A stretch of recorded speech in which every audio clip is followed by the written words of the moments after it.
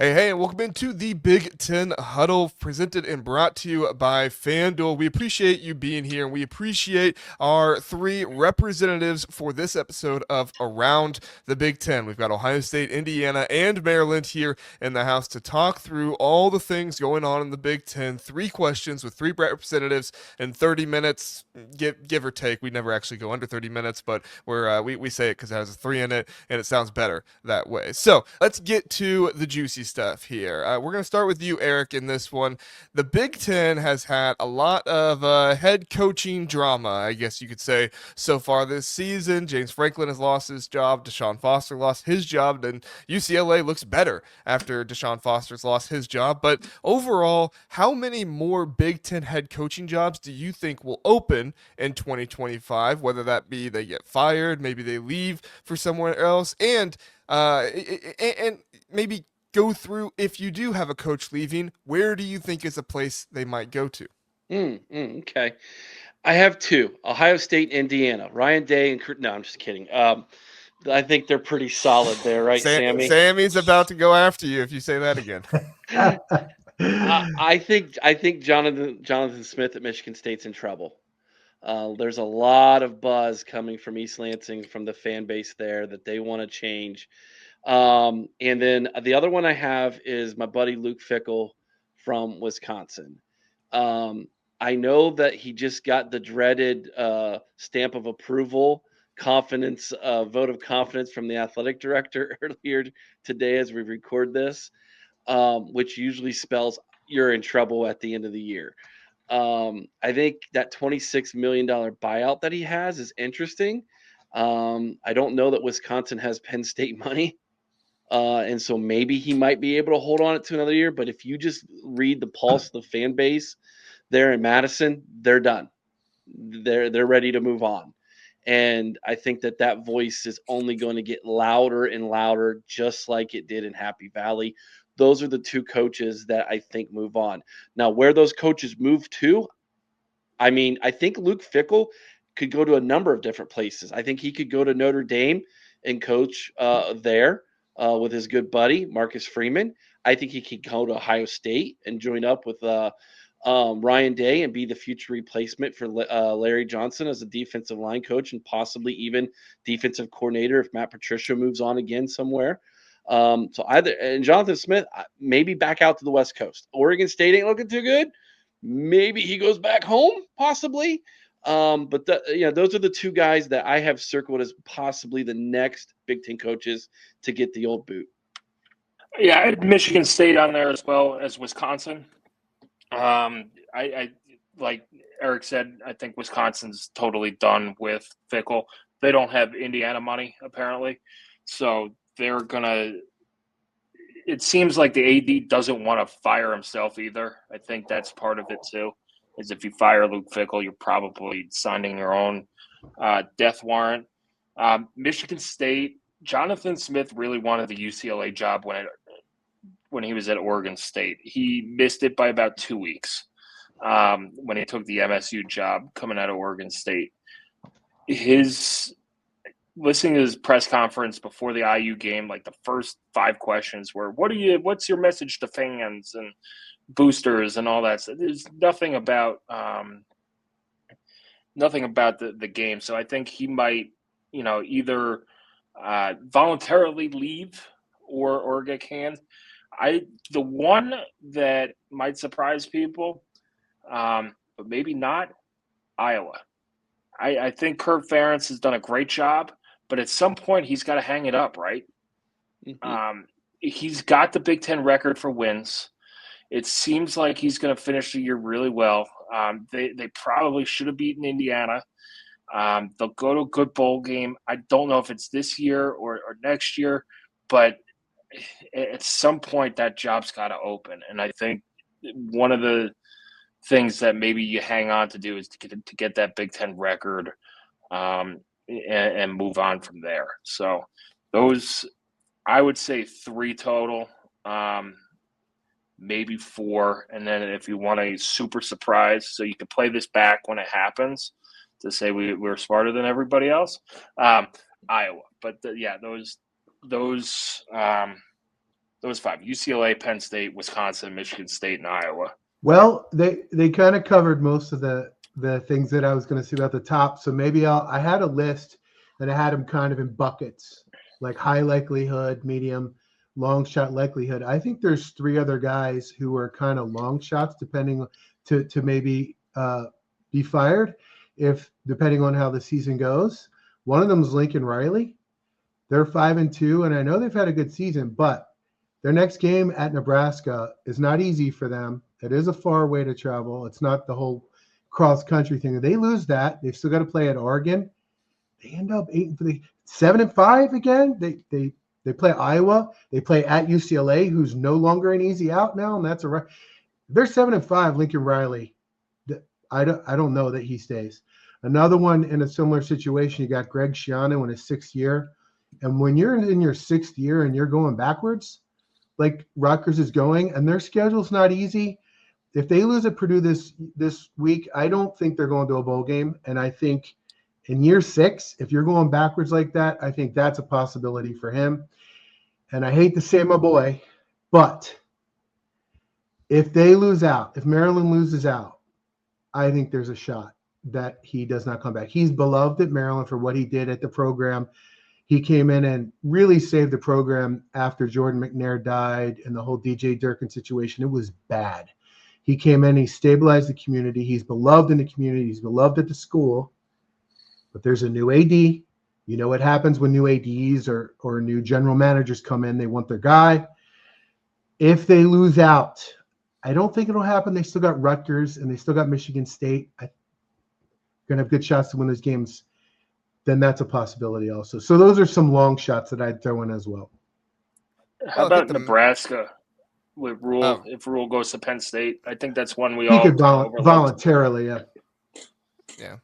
But I think that's the biggest question right now is, does Penn State want Matt Rule? Because when we were talking to, one of the guys on our channel that does a really good job of following and kind of covering Penn State a little bit in some ways, he was talking about how Matt Rule is kind of like the main guy right now. But if Matt Rule doesn't win, if it's a 6-6 or a 7-5 season, I mean, we saw him tail off last year, right? I think they were 5-1, and they go into that Indiana game and they get beat 56-7. You could find Penn State saying, maybe not. We just got rid of the guy who couldn't win big games. Maybe we don't want to bring in the guy who can't win the big games or maybe just the regular games. So I think that's a really interesting thing with what's going to happen with Matt Rule as the season continues. Yeah, him and Pat Kraft are really close, though. The AD at Penn State, he hired him at Temple, so I think that relationship goes further than some people think. But you're right; it's you don't fire James Franklin in the middle of the season if you don't have you have to have a plan, right? You might, or you might just be feeling it from the fans. Yeah, that's possible too. And if they're feeling it from the fans, it ain't going to be Matt Rule. I'll tell you that right now. I did a video on the College Huddle, and you would just go read the comments. 99% of them are, why is Matt Rule on this list? He's a downgrade from James Franklin. He's the Temu version of James Franklin. It is unbelievable the amount of vitriol that Penn State fan base has for that guy right now, just because of the perception that he's not going to get Penn State to where James Franklin couldn't get them. That loss that he took against Minnesota really, I think, spoiled a lot of people's view of him in that fan base. Can I make a comment real quick about Iowa? Mm-hmm.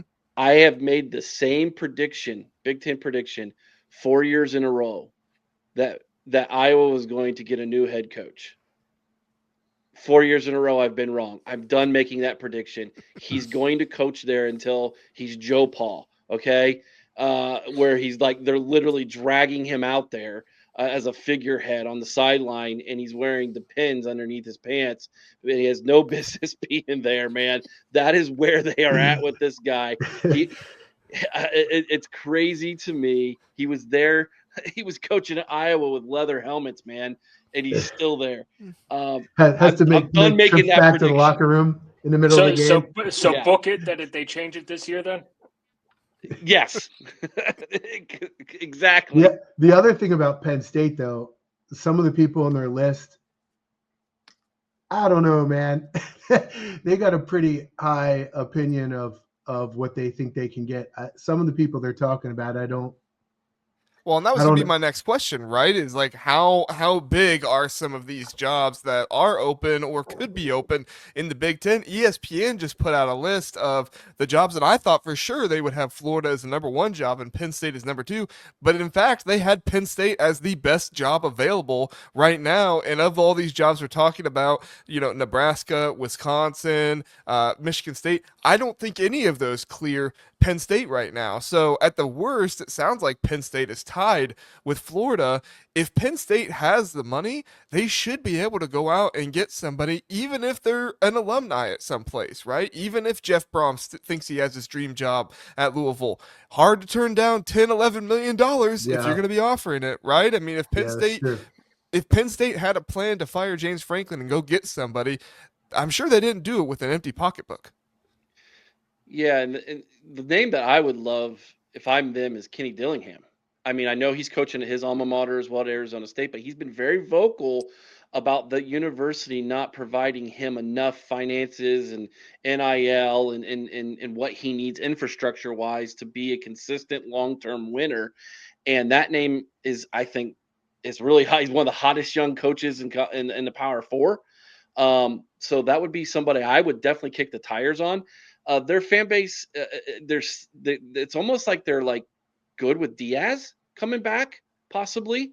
And the other name is Brady, the offensive coordinator at Buffalo, who was the OC with LSU when they won the national championship with Coach O. That's another name that Penn State fans are really throwing out there hot and heavy right now to say, hey, look at these guys. Not Matt Rule, look at these guys.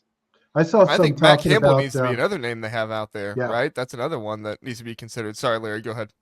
I saw a bunch of people talking about Elko. I don't think he'll leave where he is. He's got it kind of rolling there. That's one of the ones where I was like, I don't know if he'd leave. But I don't know. Guess it would depend on if here's those... the thing. The money, yeah. The money, yeah. I think if he goes and takes an interview with Penn State, he's going to get a pay bump at A&M. Oh, yeah. He's use it for just like Signetti did, right? Yeah. Yeah. That deal was getting done way before Penn State opened. But yeah. But it doesn't hurt. It doesn't hurt to be the most coveted man in all of college football to but maybe get a little bit more, right? Here's what I said about Signetti and what IU could offer him. So Penn State can't offer him anything else other than the chance to get fired. Like, why are you leaving IU to – IU is paying him – it's going to be close to $11 million a year.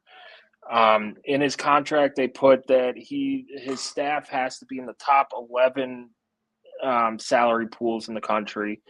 They just got a ton of money from Mark Cuban, and you could drop down and win 8 or 9 games from where you are, and nobody's gonna blink. And like, people complain and moan and grunt, but you're not getting fired. Like, there's so much job security in Bloomington, and now with the transfer portal and NIL, you don't. You could be your path to the playoff and the national title is open anywhere. Especially when it expands to, what are they, 40 teams now, 50 teams? You're just going to put 136. All of them are making it, yeah. 136. Yeah. I like the idea of 128, and then it's the race to see who are the 8 teams that don't make it. Like, you don't want that shame on your head. So UMass, Kent State, it's the bottom 4 in the MAC. Oklahoma State at this point. I mean, Yeah. sorry, OKSU fans, but I think Penn State finds out that maybe they're not the job that they think they are. That was kind of my point. That's what I think that their expectations are outrageous. Right. Let me throw this one out at you real fast. James Franklin to UCLA. I think James Franklin would go. I think Florida State opens, and I think if I were James Franklin and I were Florida State, I would go there. I've heard Virginia Tech for him as well, which could be good too. I think I need to know what UCLA is investing in. Well, I That's think what if I you need to if know. you go out and you get James Franklin, I think that motivates a lot of those investors in UCLA. Hey, we've got a proven winning guy here who can get us to 10 wins and possibly do the college football playoff. Sign us up for that right now, Yeah. right? Oh, That, if I'm him, I'm not signing up without them being signed up first. that's a good point. That's where I'm going. But Florida State, I mean, you're in the ACC. You're not playing. The knock on Franklin was he couldn't win the big game, right? Hmm. There are a lot fewer big games in the ACC than, Florida State's looking for a guy who's not going to lose to Stanford and not going to lose to what other West Coast teams are in the ACC, or at Virginia and stuff like that. I think he could do really well at Florida State, or I mean Virginia Tech too, because Virginia Tech opened early. Early bird gets the worm. It's a great way to get your name out there sooner and be able to talk to some of these coaches. So we will see what happens with all the Big Ten jobs and where the coaches that are currently in the Big Ten end up after this whole season of coaches firings and everything else goes through. We do want to remind you to please do like and subscribe to the Big Ten Huddle here. We appreciate everybody who watches, and liking and subscribing definitely helps us out. If you're listening on podcast, a 5-star rating also helps us out a whole lot. So if you'd be willing to do that, even if it's just clicking the 5 stars there at the bottom, that helps us, and we would greatly appreciate it. We're going to move to the next question here, our second question, and I know Eric and Samuel have some thoughts on this for sure. Larry, I know you got thoughts on it as well, but maybe Indiana and Ohio State are a little bit more relevant teams in this discussion. How dare many, you? I know. How many real national title contenders does the Big Ten have? And maybe you could even expand this out to how many teams in college football do you think are actual real national title contenders? Because right now, the Big Ten has 3 of the 4 top odds on FanDuel. It was Ohio State and Indiana at the top, and now is Ohio State and Alabama. Ohio State at plus 270, far and away the favorites, followed by Alabama at plus 650, Indiana plus 850. I don't know what they did to drop, but apparently that's just what happens now. And then Oregon is at plus 950, followed by some SEC teams. Notre Dame, Miami, and Texas is still up there. I have no idea how Texas even still has their name up there, but I guess people are still betting on them. If you want to throw your money away, go for it. Sammy, do you agree that there are 3 Big Ten teams that are kind of the national contenders in the conference right now? And how many more do you feel like there are in all of college football? I definitely think there's 2 with Indiana and Ohio State. I do think Oregon is a national contender too. We saw it last year. Anything could happen in the playoff. Ohio State got red hot after losing to Michigan, and ran the table. It's the second season now. It's to steal a Stanley Cup term. So just if you get in and you have the talent, you could run the table. As far as nationally, you see it, Alabama too. We'll see who comes out of the SEC. I don't think the SEC is as strong as they claim to be. Texas A&M has some nice wins. I put them in it, so that's 5. But yeah, I think out of those 4 Power 4 conferences, the SEC and the Big Ten probably have the best shot at winning this thing. But there are some good stories in the other Power 4 conferences. But yeah, I'd say Ohio State, Indiana, and Oregon, as long as everybody stays healthy, though any of those 3 teams have a shot at winning a national title. Yeah, it's hard to argue with the 3 that have separated themselves from the rest of the conference. It's hard to have any other in the Big Ten. It's hard to envision any of the others as being national title contenders. There's a group of maybe 5 that are 5-2 that if they run the table, because in the Big Ten, you're not eliminated until you lose your 3rd game, that if they win, they could get in the playoff. But then it's hard to imagine them winning 4 games against top 10 teams in the country. So if you're saying legit national title contenders, I don't think you can include them. One other team up until this past week, Miami would have been in that group too. And they had a bad game. Could they be back? They could. They've only got 1 loss. If they run the table, they're going to be probably maybe a top 4 team by the end of the year as well. They might not make the ACC title game. That's true. That is true. They don't control their own destiny. That is true. That is true. The odds of that, though, if they win out, the odds of them making it are very, very high. That one of the other two will lose a game, right? So, but yeah, it's hard to imagine anybody, like he said, like Sammy said, outside the Big Ten and the SEC. The SEC has a whole bunch of those teams, kind of like that second tier of the Big Ten, that are like, if they get hot, they could get in, but can they win the 4 in a row? It's hard to imagine. So it's hard to argue against those 3 in the Big Ten, and then the few that Sammy mentioned, and maybe I'd add Miami to it, but not much more than that. If you're saying legit national title contenders, people can get there and win 3 to 4 games in a row against top 10 teams. I agree 100% with both these guys. The one Big Ten team who I think can get in, although I don't think they would win it, nor do I think they would win it, but it would be a feather in their cap if they got in, would be Illinois. Their only losses are to Ohio State and Indiana, number 1 and number 2 in the country, albeit they got absolutely depantsed in Bloomington. But if they can go 10-2, and those are their only 2 losses, they're going to have a legitimate argument to get in at 10-2. It doesn't matter what 10-2 team there is in the SEC. That is a really good argument to get in. I don't think that they would win, but to get in, what we learned last year, all you need is some chips in a chair, man, and you never know what will happen. I agree with Larry. I think until last week, Miami was up there in that conversation. Of course, Alabama seems to have turned the tide. Pun intended there, since that embarrassing loss to open the season. To add on Georgia to the Illinois thing. Or go ahead, Larry. I was going to say, to add on to the Illinois thing, the game this week with Illinois and Washington is really interesting because they're two of those second tier teams I was talking about, both 5-2. Whichever one wins has a schedule set up for them to go on a run.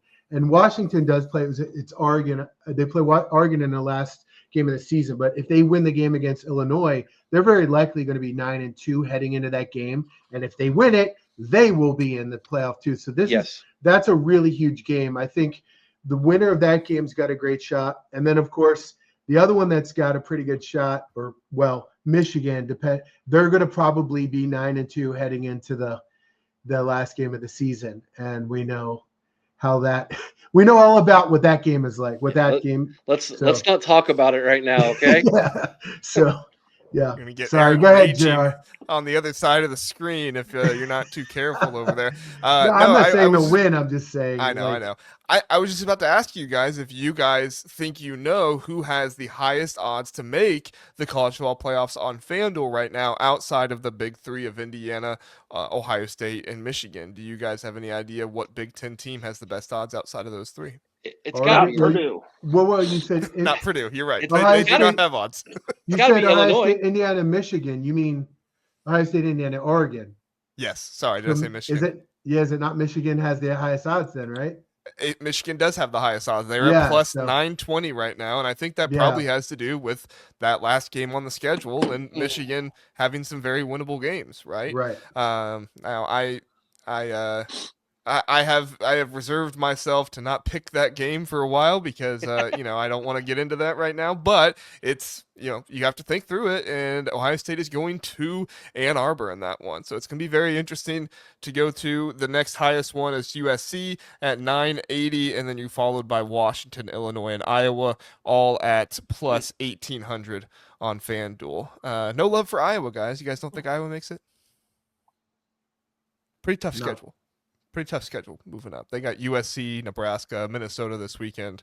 Oregon still on there. 2 losses already. It's a tough road for Iowa. So, all right.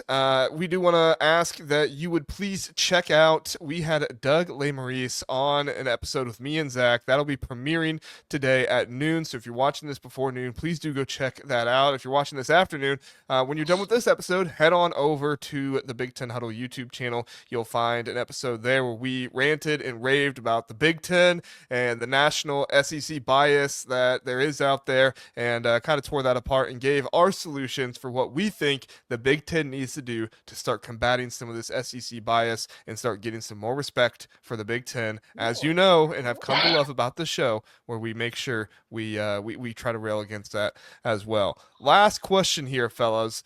Who in the Big Ten, and I ask this every single time, who in the Big Ten is getting upset this weekend? If you don't have the odds in front of you, I have all the odds here. You have all the Washington is favored over Illinois. You have Iowa favored by, I Bleav, 8.5 right now on FanDuel over Minnesota.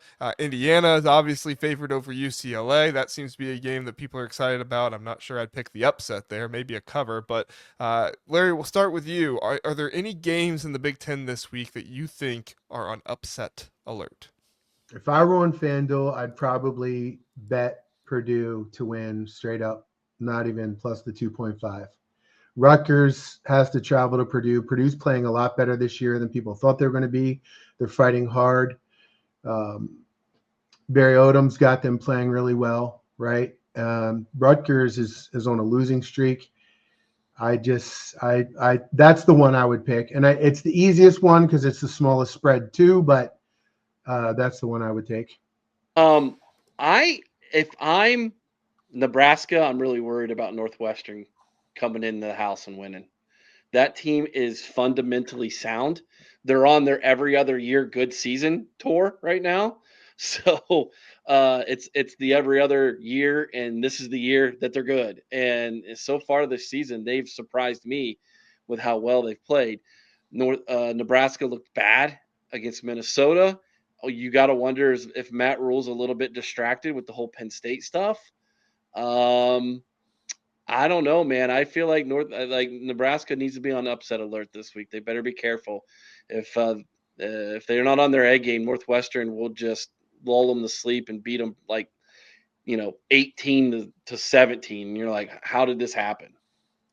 Yeah, that's the game I was going to pick. But I will go Illinois over Washington. Now, it's kind of a double-edged sword. Illinois is the ranked team, and if Washington wins, does that count as an upset?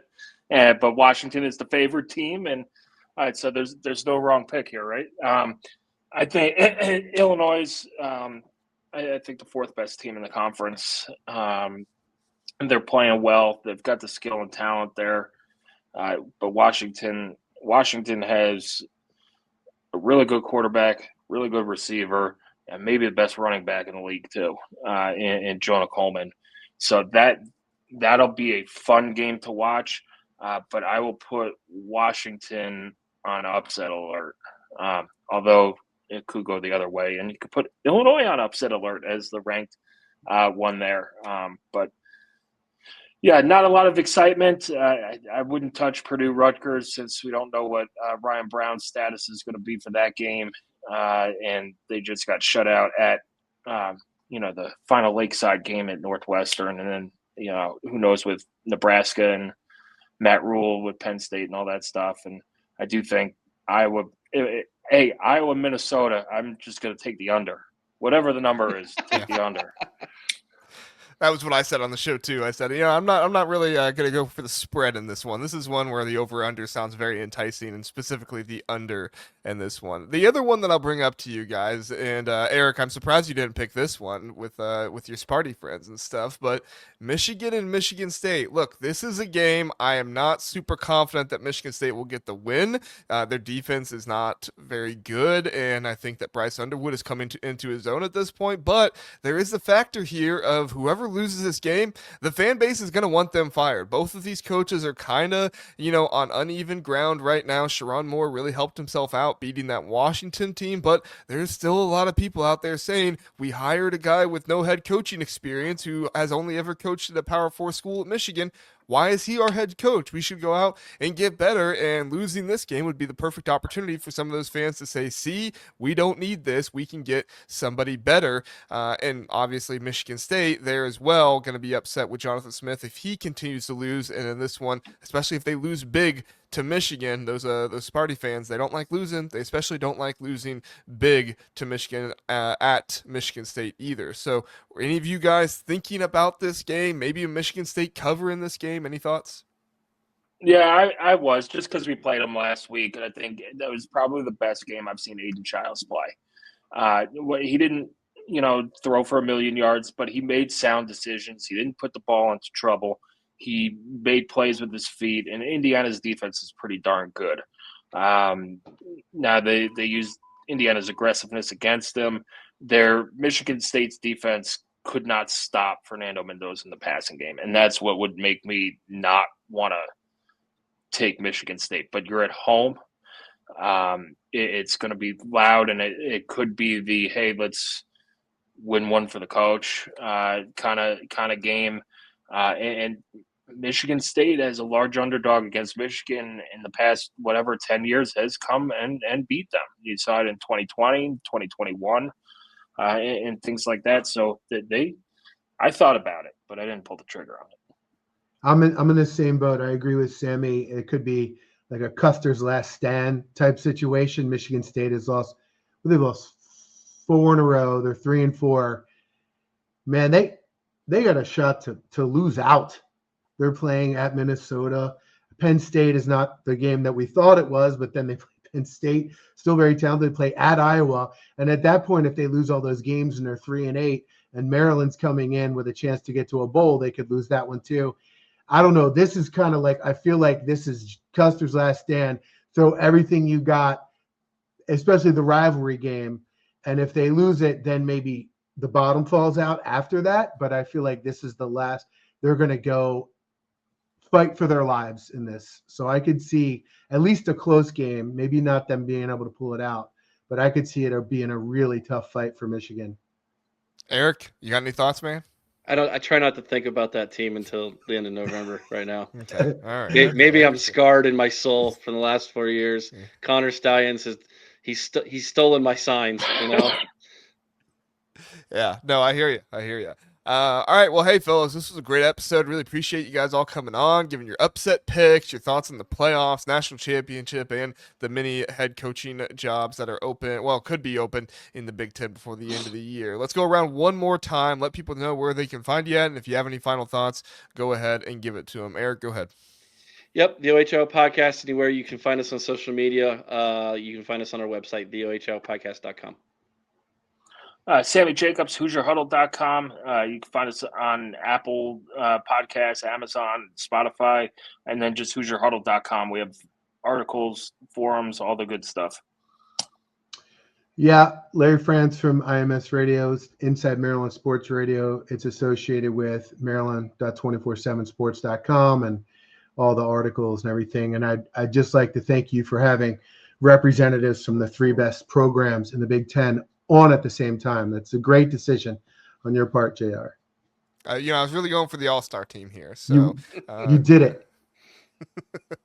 All right. Well, hey, thanks again, guys, for coming on. Thank you, everybody, for listening and watching. Like I said, go check out that episode with me and Zach and Doug Lake Maurice. And then also you can catch Jeff on Friday morning with his best bet picks for the weekend. He's also going to be going through the teams in the Big Ten and some of the SEC teams that are overrated or overachieving or underachieving this year based on the recruiting, how they've done.